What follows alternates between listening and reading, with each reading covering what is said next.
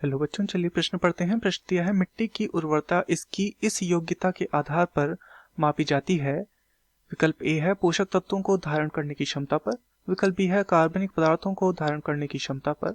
विकल्प सी है पानी धारण करने की क्षमता पर, तथा विकल्प डी है जीवन के लिए सहायक होने की क्षमता पर। तो इस प्रश्न में हमसे जो पूछा गया है वो मिट्टी की उर्वरता के विषय में यहाँ पर हमसे पूछा गया है। अर्थात इस प्रश्न की जो मुख्य अवधारणा है, मुख्य अवधारणा जो इस प्रश्न की है, यह मिट्टी की उर्वरता के विषय में है। मिट्टी की उर्वरता। तो चलिए जानते हैं मिट्टी की उर्वरता यहाँ पर ये जो है इसकी योग्यता, उर्वरता की योग्यता किस आधार पर नापी जाती है।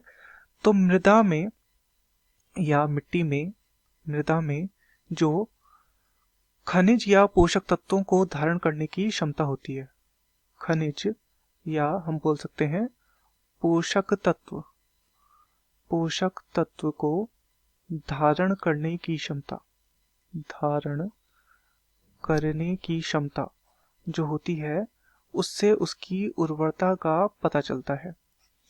अब क्या होता है कि ये उर्वरता को हम किस प्रकार से बढ़ा सकते हैं, इसमें खाद के रूप में हम इसकी उर्वरता को बढ़ा सकते हैं, खाद डालकर। तथा ये जो उर्वरता मिट्टी को वास्तव में मिलती है, ये जब मृदा का निर्माण होता है चट्टान या पत्थर इत्यादि से, तो उनमें जो खनिज होते हैं उनसे ये खनिज मिट्टी को प्राप्त होते हैं। तो कहाँ से प्राप्त होते हैं? चट्टान या पत्थर से, जो जब मृदा निर्माण की प्रक्रिया के दौरान ये खनिज से प्राप्त होते हैं। तथा खाद के रूप में भी हम इसकी उर्वरता को बढ़ा सकते हैं। तो यहाँ पर विकल्प को देखते हैं। विकल्प ए है पोषण तत्वों को धारण करने की क्षमता पर। बिल्कुल ये हमारा सही है, यही मिट्टी की उर्वरता की योग्यता है।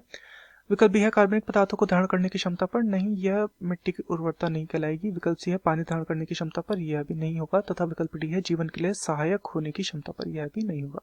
तो दिए गए प्रश्न का सही उत्तर होगा विकल्प ए, पोषक तत्वों को धारण करने की क्षमता पर। मैं आशा करता हूँ आपकी यह समझ में आया होगा। धन्यवाद।